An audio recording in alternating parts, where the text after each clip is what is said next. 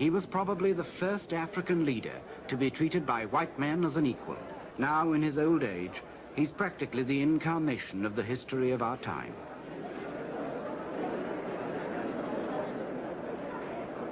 In Europe, the bloodiest of modern wars was being fought with tanks, machine guns, and poison gas. But here, the centuries rolled back as if to King Henry at Agincourt, or Richard losing his crown at Bosworth Field.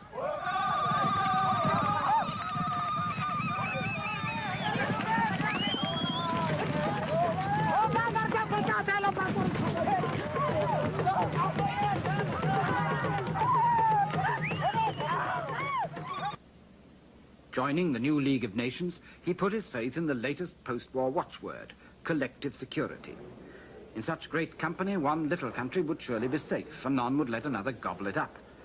Instead, he hoped that all might compete in helping him to modernize his country and make it worthy of its place in the League.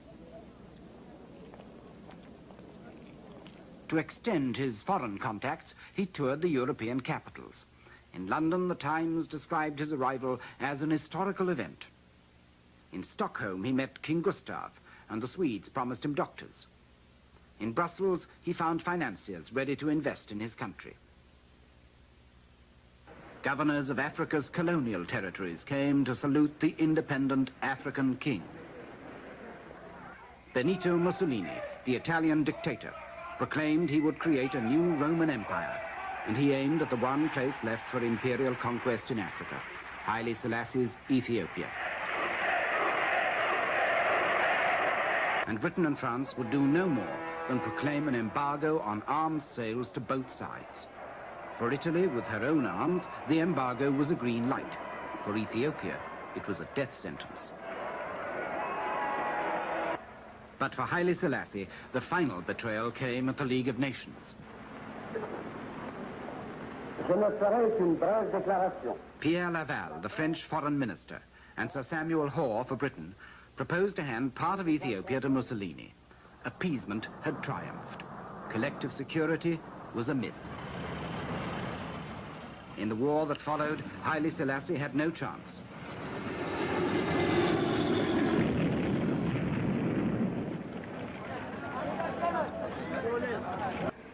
Ladies and gentlemen, the second speaker on the list is His Majesty the Negus Haileselassie. He did so with a dignity that has become a legend. Monsieur le Président, Monsieur le...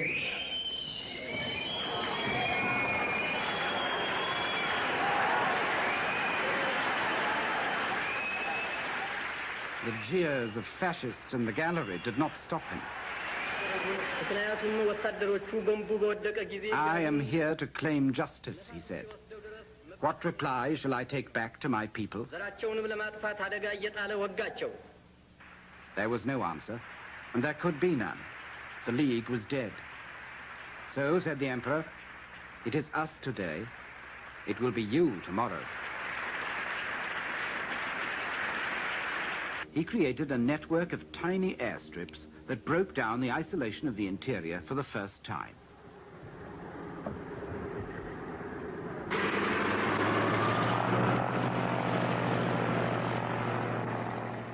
When the 1950s opened, Ethiopian Airlines were in business. It was Haile-Selassie's first major accomplishment in modernizing his country.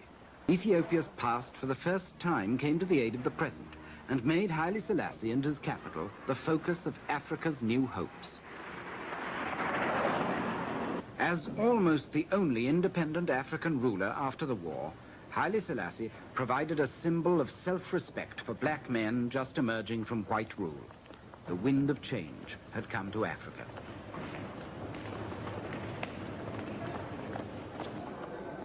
Recognizing the emperor's unique position, the United Nations chose Addis Ababa as its African headquarters, and he embarked on a new political career. The age in which we live, Your Imperial Majesty, is an age of paradox. In his brand new Africa Hall, Haile-Selassie presided at innumerable meetings of his new revolutionary colleagues. He became the great African father figure, the great African peacemaker, in the Congo, in Biafra, in Morocco and Algeria. It was a strange apotheosis, for the King of Kings.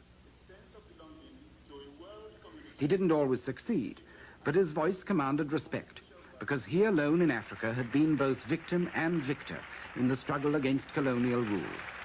He alone had been the first martyr of the old Leagued Nations and was now a founder and guide of the new United Nations.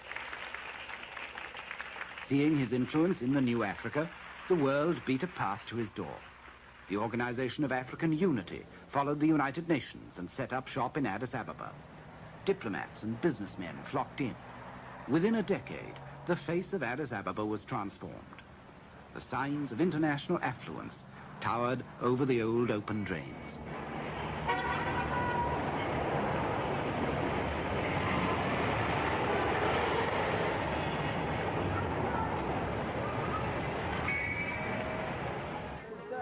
With the bankers and diplomats came foreign money and foreign aid. There were new ports, new roads, new dams to be opened. America trained the emperor's army. Russia built his schools.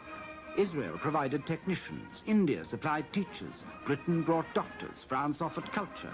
Germany sent trade missions. Haile-Selassie's old empire had become the new African showcase, and everyone wanted an exhibit there.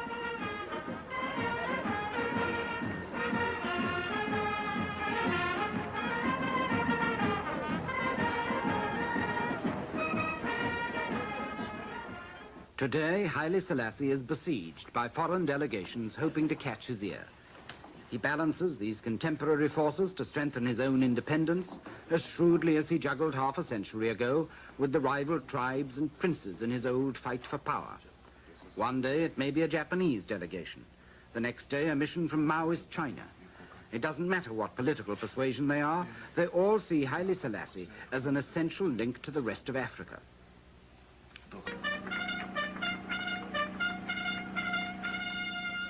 Even with Italy, he's made friends again. On a state visit to Rome, 30 years after Mussolini's troops had been driven from his country. His name is everywhere. His presence seems all-pervading. His word seems law. In his old age, it looks as if Haile-Selassie has routed all his enemies at last, to emerge supreme, as if the all-wise and benevolent Lion of Judah has prevailed.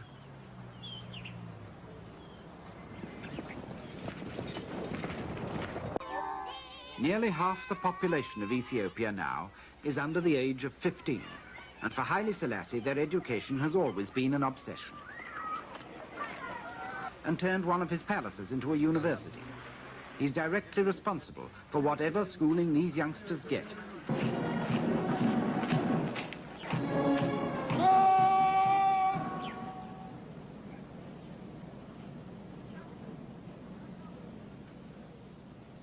Haile-Selassie is a lonely man now.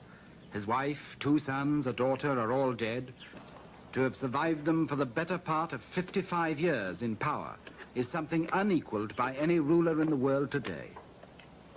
No wonder the Lion of Judah has become one of the living legends of our time.